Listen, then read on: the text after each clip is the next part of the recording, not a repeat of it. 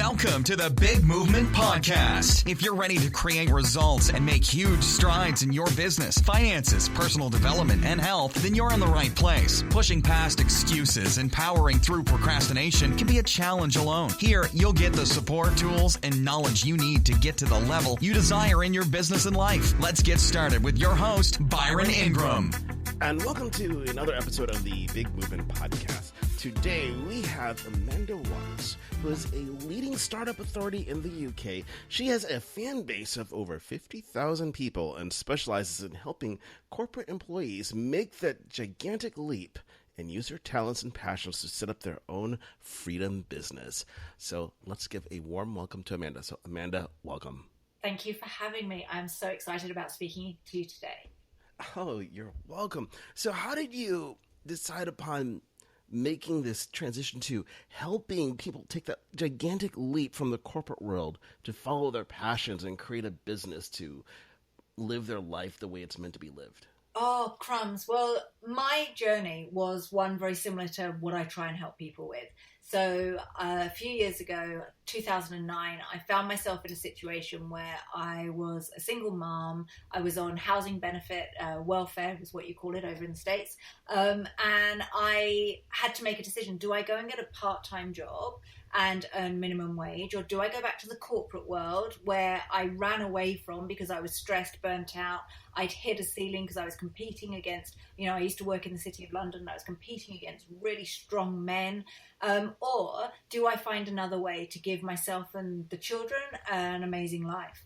And the thought of going back to the corporate world immediately left me shaking with fear, scared about having to be in that environment again, competing, getting up at 5 a.m, getting home at 8 p.m. And yes, earning good money. I'm not saying that it isn't great money in the corporate world, but what I am saying is you give up your life and you have no life outside of it. And there is no such thing as freedom. So having worked with many different niches and many different kinds of people, the ones that I really resonated with and really wanted to kind of rescue and help them escape were the ones who were stuck in this corporate environment and they knew they wanted more, but they didn't know how to do it. So it was just like, oh my gosh, I was you, let me help you. And that's how I ended up working with corporate employees who want to make that leap. Now, that's incredible because there's so many people who are there where they go through that cycle every single day. Like, I think about when I go to the gym in the mornings, you see the people there at 6 a.m, and they have to get up at least at 5 or so they can go to the gym. But then, they're going to go all day. And you think about it, if you have children, how are you really going to be able to interact with them if you're getting up before they start their day and you're getting home right when they're going to bed? Exactly. And that's the thing, isn't it? We have children to have children, not to then give them to the nanny. And one of my clients was telling me it was last year now, I was going to say the other day, but it was last year. And she was telling me, that her daughter called their nanny mummy. And who really wants that? You don't have children to have someone else bring your kiddies up. But it's not just the women, it's the men. All these men for years and years. My dad used to leave so early in the morning and come home really late. And we didn't build our relationship until I was almost a young adult. And actually, men nowadays, they're able to connect with children. And it's seen as, the done thing is to have a relationship with your children nowadays, yet they're still stuck in the corporate world. And I think that there is actually a lot of people out there who are all about helping the women make the leap. But I say, what about the men too? Why should they have to get up at 5 a.m. and be a bread earner, and bring home all the money? Why can't they have a freedom-based business as well so that they can spend time with their children? Right. And I think that's something that's important as well, because there's so many times, especially when you think about the fathers in the business community, that they end up missing out on so much that you have the typical, let's say, stay-at-home parent. So usually it's the mom who's staying home watching their kids grow up. But then you look at that disconnect that starts to form because they're never there. Exactly. And then they can feel like strangers. Yeah. So there has to be some type of equilibrium at the end of the day so you can build a business that provides for your family and allows you to live the lifestyle that you choose. Yeah, and it's amazing. So my husband works with me now and we run the business together. But, we switch off work sort of between 3 and 4 o'clock. We do the homework with the children. We're lucky now. The kids are 11 and 14, so they're not young anymore. But, when children have the stresses of school and, they want to let their hair down, they want to talk to someone when they come home, it's very different connecting with the parent than it is connecting with the nanny or being shoved around to the childminder's house or, even going to spend time with the extended family. Having their parents at home will enable them to feel safe and secure and actually have a better life long term, in my opinion. Right. So you said that you shut off things at 4 p.m. How in the world are you doing that when you hear of entrepreneurs out there where they're burning the candle at both ends and then adding more wax to the candle to keep on burning it? I have a big thing that you don't need to hustle hard. I use the word freedom a lot. And actually, if you have systems, frameworks to what you do, and you work out what is working, and you get rid of all the fluff. So I'm a big believer on focus. If you can focus, you don't need to be hustling hard. Yes, what I do, I have these podcasts, I go on speaking gigs. Sometimes the children are at their father's, so every other weekend they go to their dad's. On those weekends, I might book myself up for events. But the rest of the time, I switch off sort of between 3 and 4 and 7, 8 o'clock at night. I might start work again for a couple of hours. But my priority is making sure that I have a business around my family, not my family around the business. And that's about focus, systems, frameworks, strategies, not just making noise and hoping that some of it will stick. Oh, that's amazing because so many people, I think, miss out on that. And then they wake up one morning and they look up and realize, oh my gosh, my children, they're adults now. Yeah, absolutely. And they miss out on it all. Absolutely. And I think I did that when they were younger. I worked part-time when the kids were younger. And I think that actually I was so busy kind of just getting through the days that I wasn't concentrating on the quality time I was having with the children. And then when I found myself as a single mom on my own and having been through all of that, I went, oh my gosh, actually the important thing is connection with my children and bringing them up. You don't have kids to farm them out and you don't have kids to leave it to the school to kind of craft their passions and their interests. We have to help them. We have to be there for them. So it's so much easier to do that if you are the master of your own destiny and not relying on someone else telling you what you can and can't do all the time. Right, exactly. It makes a tremendous difference. So you mentioned that you have systems and things there to run your business. How is it that you are attracting people to you? Because I think that's one of those areas where entrepreneurs get stuck at. They have this amazing idea, they're solving a problem, they're following their passion, but then they're like, so how do I get people to know who I am in this crowded world of online media? So I have something called the 7 magic pills. Now, I'm not saying that there is any one magic pill to having success, but these 7 magic pills are all about focus, and it's all about the number one.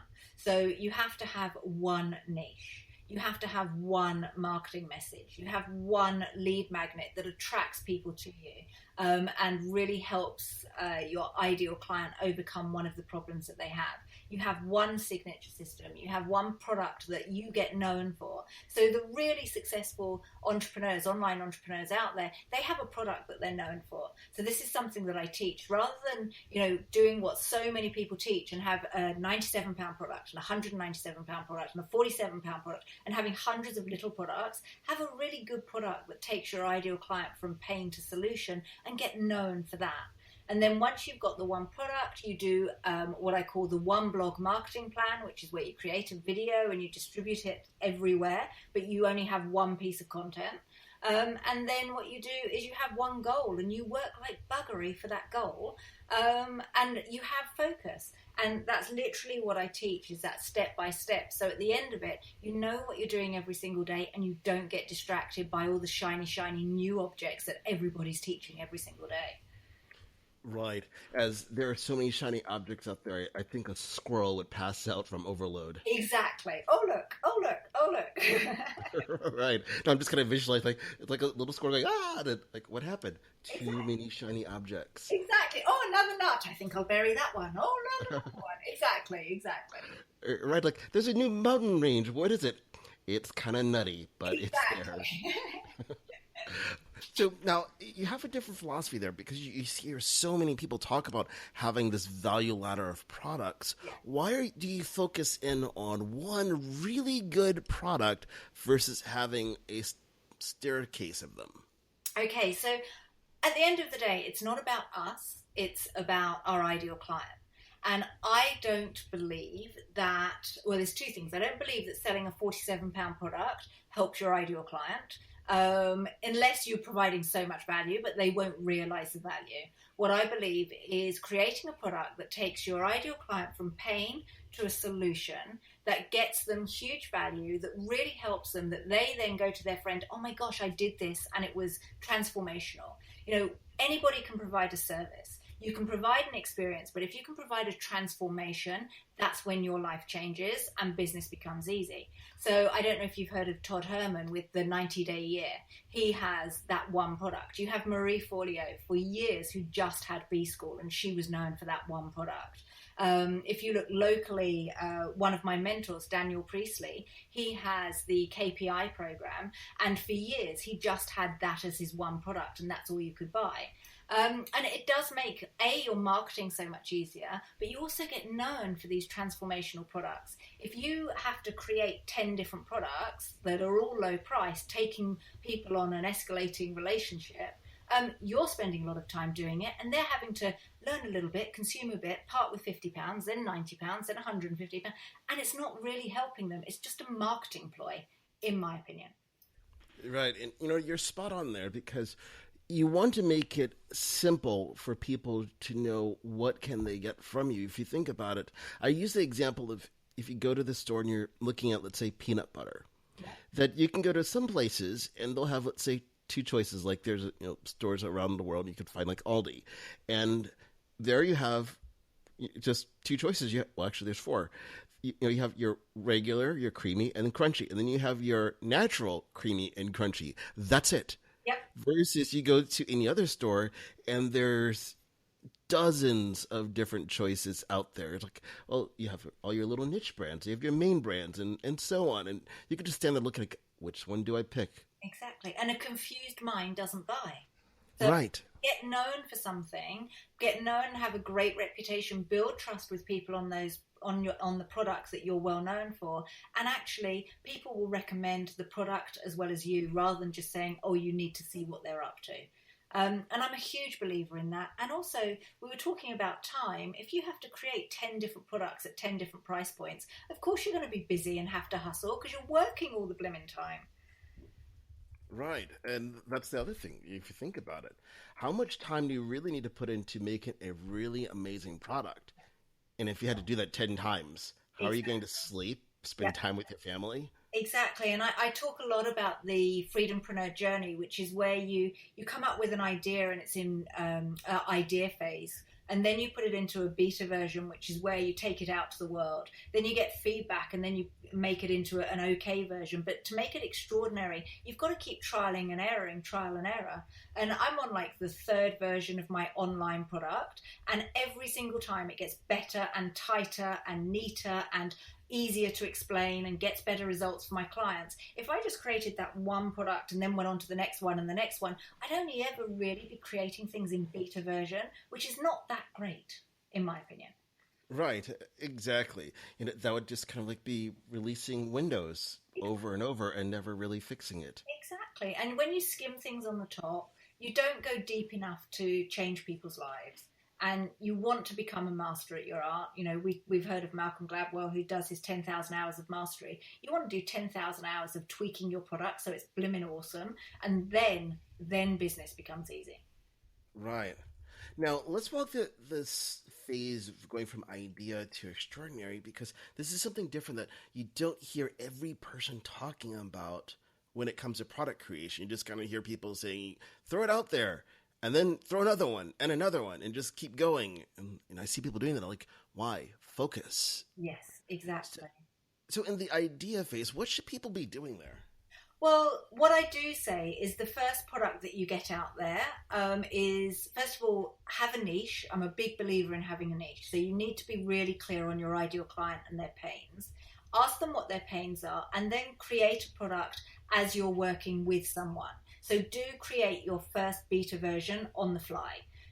Because there's no point in creating something before you've sold it. So get out there, get some clients, and then create it. So if you were going to create maybe a 12-week online program, only create the first 2 modules before you've even started thinking about selling it. Don't create all 12 of them. But what you then do is you get feedback from the clients that are working with you, and maybe you've charged them less than you would do once you've got the extraordinary version.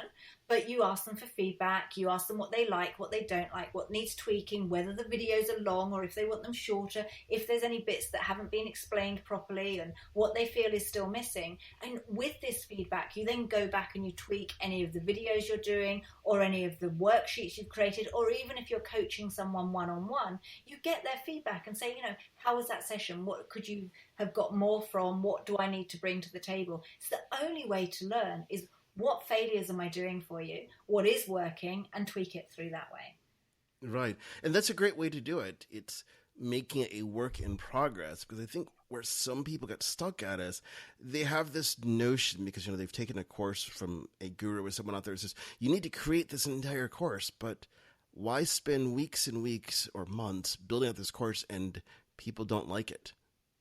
Yeah. So you create it with your beta clients, I would suggest. So my first version of my online program, I actually charged more for than the one that I do now. And that's because I was learning from someone that was like, create a product and charge £3,000 for a 6-week course. So I did that, and I actually felt dirty at the end of it because, okay, it was my best stuff at the time. But now when I look back at it, it was like, oh, wow, it was nowhere near as good as I've got now. So my advice is, once you have a framework and once you've created an online course, for example, or a coaching program, just hone your skills and get better and better rather than looking at the next shiny object and going, well, I've done something on business startups and now I'm going to do something on Facebook groups. No, don't switch. Get known for one thing and really be the go-to person for it. Right. I think that's where people get stuck at is they sort of look at the shiny objects because they'll see someone making a ton of money in one area and think, I have to rush over there and get a piece of that pie. And then they see something else. Like before you know, you've only had a spoonful of any piece of pie. You've never had the whole pie. So you have to focus on getting the whole pie. Absolutely. And the other thing as well, which I'm so passionate about trying to get people to see, is when they look at someone at their end game of where they are now, and if they've been doing it for 10 years, what they're doing today is not how they started their business. And you see so many of the top gurus attracting potential clients and new clients to them who want to have what they have. But what gets you to 6 figures doesn't get you to 500,000, and what gets you to 500,000 doesn't get you to 7 figures. And people don't realize that, and they see all these lovely, beautiful brands out there. One of my favorite is Darren Hardy. I love the way he does his videos, and I love his daily videos. I would love to be him, but he never used to be like that. So I have to go on that journey, and any time that I forget about the journey is when I go into panic mode and it's stressful and it's like, oh, I'm not there yet. And I think people need to realize that these lovely, shiny, big gurus, they didn't start off like that, and they need to be aware of that. And I think people miss that point. Oh, yes. It's that journey that's part of this process. And I think where it comes down to is you think of that expectation people have is that the only way that they can have the success is they have to have all these amazing systems out there, and they don't realize something that's key. The people that connect with someone like Darren Hardy are going to be different than the ones, let's say, you connect with a Marie Forleo, a Tony Robbins, and so on. And they have to realize that they have to step into their own version of their greatness and attract their crowd. Yeah. And the way to do that is to actually look at what your values are and what you really believe in. Yes, they might look like they're doing really well, but if I was another Marie, I would just look like a cardboard copy. And there is actually a guy in the UK who does speaker training, and you know when someone's been through his speaker training because they all come out sounding like him, and it's horrendous. Right. So to be authentic to you. Right, exactly. One of those things I say consistently is you spent your whole life learning to be an expert at being you. Yeah. Why start being an amateur at being somebody else? Exactly. But it's hard for someone to be themselves. I know when I first started, I was looking at everybody else going, they can do it, and I'm really scared, and what will people think of me? But actually, it's just about closing your eyes, jumping, and learning that you will get people that don't like you. I think the first time I started looking at my friends list on Facebook and realized some people had unfriended me, I'm like, oh my gosh, they don't like what I've got to say. And then you realize actually you then have, on the other hand, another tribe of raving fans. And you're like, oh my God, they love what I say. And that's what you've got to focus on, is not the haters, as they call them, but the people that love them, that love you. Right. Exactly. I think we all go through that phase of like, why didn't they like me anymore? And you have to realize that, sure, there might have been that handful of people that they're not in that place where they can be on that journey with you. But then you focus on all the people that have joined you, and it changes everything. Exactly. And silly things like it is quite a trend at the moment to be really authentic, and the best way to be authentic is to swear a lot on your sales pages and on your Facebook updates.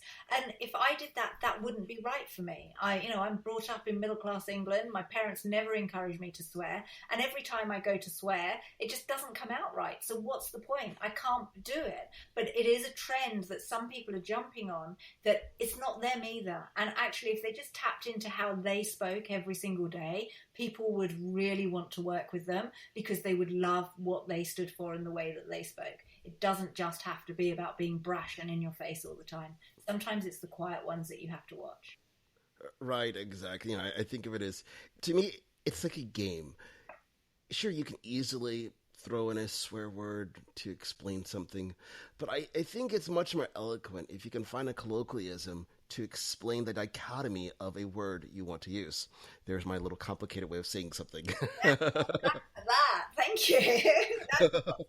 I think someone who I really respect because of it is James Wedmore. He's got a podcast that I listen to, which is Mind Your Business. And actually what I love about him is he makes a point of not swearing, and he will take out the swearing if he has any guests. And I respect him a lot for that, because he's staying very congruent to what he believes in and what he thinks. So that's just one thing that I feel about swearing. Right, exactly. As my philosophy comes on to, anybody can swear, but it takes a master of language to explain something without swearing. Exactly. But, some people, that's the way they are. And I'm not saying it's a negative thing for some people. Right. I'm just saying, just be authentic to yourself. Share your story, share your gifts, share it as if it was literally coming out of your mouth. We've got no script as we're talking here. I've got no idea what questions you're going to ask me. You're asking me a question and I'm responding. And a few years ago, I wouldn't have had the confidence to do it now. I would have been like, oh my gosh, what is he going to say? But that takes time. So just try being authentic, and it becomes easier the more authentic you are. Right, exactly. That's my whole thing. It's the more authentic you are, the better, because to me it's how you show up in life, that you don't go through everything scripted. You have to know how to show up and connect with a person versus saying, okay, here's my 20-point checklist on how I'm going to connect with the individual. It doesn't really work that way. No. One thing I will say, though, just not to contradict you, but to take it a little step further, is that when you are crafting a brand, you do have to have rules that you stick to. So, right. Yes, it's be authentic, but be consistent with what you want to be authentic. So you can't be up and down. So when you're crafting a brand, make sure that the way you show up online is the same every single time. Something I find absolutely exhausting is the emotional roller coaster that some people take you on. When they're having a bad day, they have to share it. When they're having a good day, they're so pleased with gratitude. And I think that that's not good for a brand. I think you have to be consistent. So once you've tapped into your authenticity, make sure you're consistent with it. Otherwise, you're going to confuse the listener, the watcher, the buyer, all of these things. Right, exactly. And that's so key. There's a difference between how you connect with an individual on a one-on-one basis than as a brand. Yeah. And my philosophy is you don't have to share everything online like there's a lot of people do. There's a lot of stuff throughout my day I think there's no reason for anybody to ever see that. Like, here's me sitting on my couch reading. No, that's just not exciting in my world. So I'm not putting that online. Yeah. And I have another big thing that I don't like, which is, and this is kind of ironic that I'm talking about this, but people complaining about other things that people are doing online. Right. And it's like, actually, you don't get clients through complaining. Just share your value, share your gift, go out there and share what you stand for, and stop dissing everybody else in the world, and just work on focusing how you can help the world be a better place. Right, exactly. It makes a difference when you focus on the positive aspects instead of negativity, because what goes around comes around. If you start putting down enough people, at some point they might gang up on you. Yeah, exactly. And what's right for you might not be right for them, and what's right for them might not be right for you, but that's none of your business. What Right, they're doing is none of your business. Just focus on your own business. right, exactly. Because you could spend all your energy in the world focusing on everybody else out there and not get anywhere. But if you take that same energy and put just into what you're going to do, you can change the world. Absolutely. Just focus on changing the world, sharing your value, and don't worry about what other people are doing. And that's like looking at competitors and looking at other people. Yes, okay, you have to have an idea of what they're doing, but don't obsess on it. Obsess on helping other people rather than obsess on what other people are doing to help other people. Right, exactly. So now you mentioned that you create content and then you share it everywhere. Can you tell us a little bit more about that? Because some people are like, but I'm posting content all over the place and I'm still stuck at the starting line. Crap, what do I do? Yeah, so you have to create content in a certain way. And I'm a big believer in video. And what we do here at the Freedompreneur Business Academy is make sure that we create a video. So myself and my husband create a video together, and then what we do is we turn it into an audio and we put it up onto our website and onto YouTube. Then we take that video and audio and we put it up onto Facebook, and we put it onto LinkedIn, and we will put a link onto Twitter. And then we get it transcribed, and then we might put it up as a post on LinkedIn. And what's very important is we've created one video, but it does, a whole week's worth of marketing, and we regurgitate that, what we've created, and we use it a couple of weeks later and keep sharing it and keep sharing it. But one video then becomes an audio and it becomes a blog post. And for those who are at the beginning of their journey, what I say is write it as a blog post first, because that's easier than doing a video, and then record it in video when you know what your script is going to be. And that makes your life much, much easier. What I see a lot of people doing is having 4 or 5 different pieces of content and sharing it everywhere, and feeling that they have to create loads and loads of different things. And that's what's exhausting. Focus, work out what your clients' pains are, and create video around that and turn it into audio and transcribe it into a blog. Right, exactly. You have to be strategic with your message out there, because otherwise you do get burned out. Yeah, absolutely. And we've all done it. I too get burnt out, especially around a launch, or especially if I'm having a real push in my business. You might find me upstairs in bed crying at some point going, I'm exhausted. But I also know that it's only going to be for a week, and this isn't my life. So I'm not saying that sometimes it's not hard, but what I am saying is that the best thing that you can do is find a way to make it as easy and live in flow as much as you can. Right, exactly. So now you have this content system that's out there, you're distributing it, getting it in front of people. What is it that you found that works really well in terms of getting people to say yes to your message after they've read it or they've watched a video? So what I find is, especially on Facebook and on LinkedIn, people will like or comment. So anyone who likes or comments on one of your videos, don't just like the fact that they've liked it. Why not connect with that person? Why not get into a conversation with them? Send them a message, maybe jump on a call with them. The other thing that I always do at the end of every single video is have a call to action. So it's either join my webinar, book a call, download a free gift, get a free copy of my book by going to my website, all that kind of thing. So you have to have a call to action. Otherwise, all people are going to do is watch it and then move on.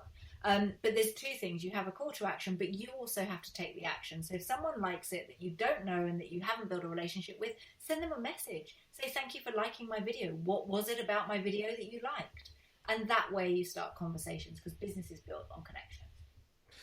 And that tip there is worth its weight in gold, because there's something so many people don't do. That that's a golden opportunity, because if someone likes it, that shows that they have a certain level of interest in the message. And then it's up to you to take it to that next level. Yeah, the power's in the follow-up. It's not in the creating of the video. It's everything that happens after that. And if you skip that side of it, you're just another person creating noise online. Right, and there is a ton of noise out there. Absolutely. Now, one of the things you mentioned, obviously, is that you're a big fan of webinars. How have you leveraged them in your business? Because there's some people that think, webinars, that sounds fascinating. And then that stops there. Yeah. So I first tried webinars about 3 years ago. And this is something that I say to all of my clients. Your first webinar, you're going to get a lot of nosy people. You might get 20 people sign up. And you might go, wow, webinars are amazing. And then you do the second webinar and people have already had a look. So you might have 2 people sign up and you end up presenting to yourself. That's where most people stop. A bit like when we were talking about podcasts earlier. What I did was I carried on and I broke through the not many people turning up. And again, it's about consistency. So there are 2 kinds of webinars you can do. You can do one webinar that you repeat every couple of weeks. It's exactly the same every single time, that you might do Facebook advertising to and take people through your sales funnel. Or the other kind of webinar is where you might have a new one every 1 or 2 weeks, where you're educating people and you go deep on a subject. And at the end of it, they're like, oh my gosh, you're really knowledgeable. Now I want to work with you. But whatever, whether it's a webinar, whether it's events, whether it's doing videos, whatever you choose to do, you have to be consistent. And webinars can seem scary and daunting, but actually it's no different from, putting up together a PowerPoint. It's super easy because you've got all of the information in front of you. And then what happens is you share that information, and at the end, people will either buy your product or book a call with you. Right, exactly. It's really that simple. So when you're doing your webinars now, how many people, after you've been doing it for a couple of years, do you typically see because you're doing them several times a week, are you getting to show up on them? Yeah, absolutely. So I get a little over 100 to sign up to my webinars and come along and see it. Because I'm known for giving value, I don't do a great big sales webinar. I do a good 45-minute chunk of actionable content that will change people's businesses.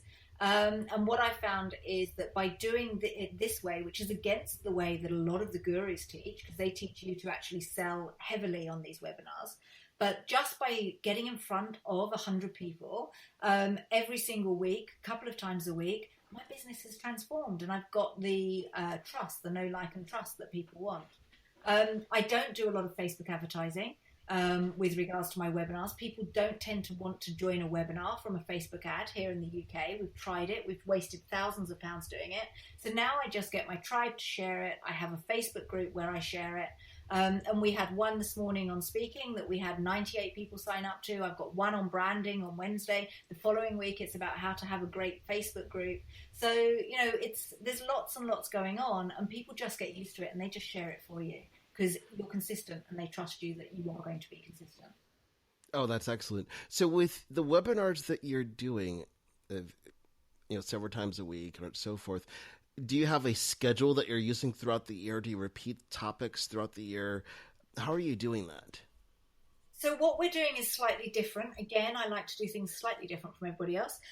What we're doing is I think of my ideal client or one of my clients in my 90 Days to Freedom program. We've got a 90 Days to Freedom program. And what I do is I go, right, what is something that they need to learn? So I look at what they need to learn and then I turn that into a webinar. So I'm creating this content for my already clients because I want to help them. And then I put that out into the world so that other people can learn what I'm teaching my clients. And at the end of it, I just say, if you like this content, then, join my program. You have all of these recordings. You'll be able to move your business forward from it. And literally what we create is based on our clients' pains. So it is different every single week. We might in 6 months' time start repeating them, but I will be surprised because actually the world is moving very, very fast and there's always something new to teach. And if we do repeat something, it's going to be slightly different from what I taught a year ago anyway. Right. That's so true because you look at things that you would be doing now and it's entirely different. A year ago, people were still saying, oh my gosh, you've got to be doing Periscope. And now it's like, what? Yeah, exactly. And that's why you can't get caught up in the shiny. I've always used LinkedIn and I've always used Facebook, and I've got something like 5,000 connections on LinkedIn, and that's where most of my clients come from. That on webinars. Facebook is great, but it's really good for ego. I get lots of likes and lots of shares, and I have a lovely tribe, but that's really more for my ego rather than my wallet. Does that make sense? Oh, totally. I think what's just more important is that your wallet versus your ego. Like your ego can be whatever size you want in the world, but if you can't even buy a cup of coffee, what does it matter? Exactly. And that's why conversion content is so important. And conversion content is things like webinars, it's videos that can convert people, it's events, whether you're doing them online or face to face, it's one-on-one calls. You have to have conversion content. And lots of people are doing these Facebook Lives, and it's great for their ego, but they're still poor. Right, exactly. You have to change those things.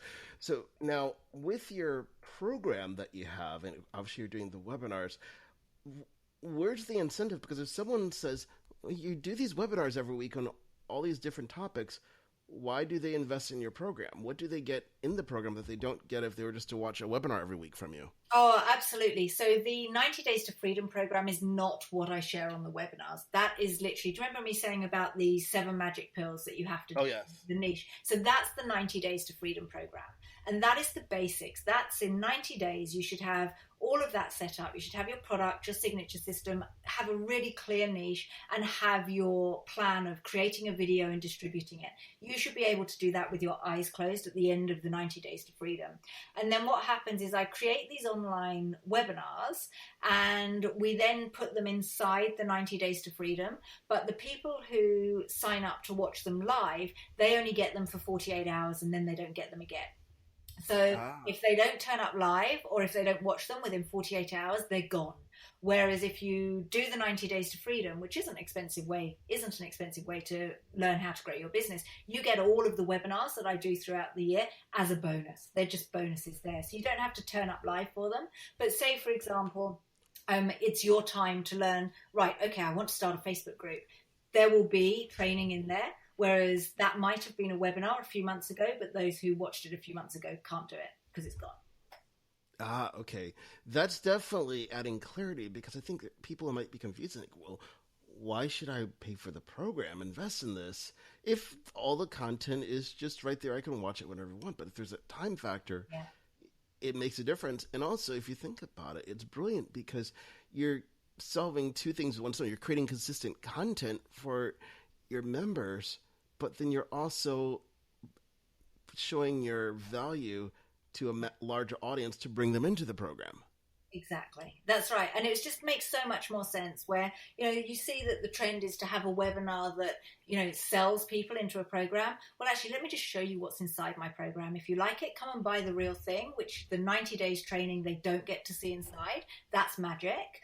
These are all the extra bonuses that you'll just get on top of it. If you like this, imagine a whole year of these bonuses on top of the 90-day training. Right, exactly. Now, as you're in the UK, and people are all over the world when you think about online marketing, have you found that the majority of your clients and the people that are part of your program are in the UK, or are they kind of spread around the world? They were just in the UK because that's where I was known. But what I'm finding now is, as consistency goes, I have people in America, Australia, South Africa. All of these people now are starting to reach out to me because I've been consistent and I'm still here. Where I started in 2009, most people have gone. I'm still here. I'm still talking. I'm still sharing. So all over the world is where people come from. But I did build myself locally first, because that's what happens when you have the local speaking gigs and you connect with people locally. Right, exactly. It's that consistency, because so many people, they try right away, and because they didn't see results in the first week or two, they just gave up. Yeah, and a lot of people sell that holy grail of, you can have a 6-figure business in 3 days. And actually, no, you can't. It takes a long time. To do it properly, you can do Facebook ads and get clients. That's absolutely fine. But what happens if Facebook disappears tomorrow? You have to build foundations to your business for longevity. Right. And that's where my philosophy is when it comes to building your business with any type of online traffic. You have to diversify where you're getting your clients from, because if you only rely on one source, like think about Facebook ads. I've had friends where they've their ad account was shut down for a while. And of course, guess what happens? Their traffic flow grinds to a halt. Exactly. So you have to look at, well, how can you leverage besides Facebook? Can you leverage Twitter? Can you leverage Pinterest? Can you leverage YouTube? Can you leverage LinkedIn? And so on. So that way you don't ever have to worry about it. That's right. And when you create content, so prime example, this morning my 14-year-old son said to me, he said, "Mummy, how can I help?" I said, "Right, thank you for asking. What I want you to do, every day I'm going to tag you in a post on Facebook. I want you to go and grab that post, and I want you to grab my phone and upload it to Instagram for me." So every single day he's going to come home from school, he's going to go through my Facebook and upload stuff to Instagram for me. And this is where you've got to think about how you can be clever and how you can teach your children about running their own business too, and actually get them and weave them into helping you. So we've spoken about freedom-based business, and we started at the beginning talking about spending more time with your kids. Get your kids to spend more time with you, working in the business too. So I post on Facebook, but he's going to do the Instagram stuff for me, and we're going to be all over the place with our marketing, and it makes life much easier. And that's great, because the things that you're teaching him, they're stuff that you're not going to see in school ever. Exactly. And they're skills, aren't they? They're life skills rather than learning about trigonometry, which never helped me in life, I can tell you. Right. Like, I can just about spell it. Right. Like, I remember that whole Pythagorean theorem and all these other things, but am I currently using them? Not really. It's like, I think about geometry. I'm looking at my tripod, like, yes, I can see that there's a right angle there. But otherwise, it's there. It's knowledge. Exactly. And I think my sister said, actually, she posted that she used the Pythagoras theorem with cake making or something the other day. So excited, so excited, because that's the first time since she left school 20 years ago. But, that's the way it works, isn't it? Right, exactly. It's just how it works. You have to focus in on building knowledge up in your mind that's going to help you versus just knowledge to have knowledge. It doesn't do any good. Exactly. And I think mindset work is really important. Again, something I teach the children is having a positive mindset and a belief that you can do anything. If you can help your children at an early age to do that, then they're going to have a much better chance in life than if you just teach them to be a grade A student in maths and English. Right, exactly. If you don't have the right mindset, it doesn't matter what you're doing. You're going to end up being stuck day in and day out. Exactly. Right. So now, as we begin wrapping everything up here, what's one thing that the entrepreneur or anybody can do to really take that leap forward to develop freedom in their life? So I think it's focus. I'm a big believer in stay in your day job until you've built your business, and you can't build your business if you are scattergun. So the biggest thing that you need to create freedom in your life is do something you love, because straight away you feel free if you're doing what you love. And the second thing is do less to create more. So focus on your ideal client and don't appeal to everybody. Focus on creating one amazing product rather than creating 10 cheap rubbish ones. Focus on one way you're going to do your marketing and get it out there to the world and get a system in place. You said to me one thing. Focus on one thing all the time with everything that you do would be my advice. Right, exactly. Just keep it simple. Do that one thing and be the best at it. Exactly. Yeah, master it. Become the master. Become the go-to person. And if you're no good at it, outsource it. Exactly. You don't have to be the master at everything. Exactly. Although I'm not a master at it, I do enjoy Canva and putting together my own diagrams. Those. Canva is a great program. I love it. It is absolutely brilliant. Right, exactly. So now, Amanda, how can people reach out to you to learn more about your Freedompreneur business and how you can help them create freedom in their lives? So the best thing for them to do is to go to the freedompreneurbusinessacademy.com, and there you'll have our Wednesday workshops, which are my online webinars. You can download a free copy of my book, which is called Escape, which helps you make the leap from corporate to entrepreneur. And there's also lots of recordings of other past webinars. There's a test called the Passion Test. So if you want to start a business but you don't know what it is, you can take the Passion Test. There's lots and lots of free stuff on our website that will enable you to really start your journey. And then once you've started your journey and you have an idea of what you want, then of course, please just reach out. You can do that on the website and reach out and book a call and talk to me. Oh, that's excellent. Well, Amanda, I want to thank you for coming on to the Big Movement podcast today and sharing your wealth of wisdom on how to create freedom in your life and start doing the things you love so you can spend more time with your family. Thank you. Thanks ever so much for having me. I thoroughly enjoyed it. Thanks for listening to the Big Movement Podcast today. And be sure to subscribe so you don't miss an episode. Now that you've surely been inspired to take your entrepreneurial career and business to the next level, you can stop by the website and get more. And if you're ready to boost your business brand, be sure to grab your free report, 7 Easy Steps to Build Your Brand Today.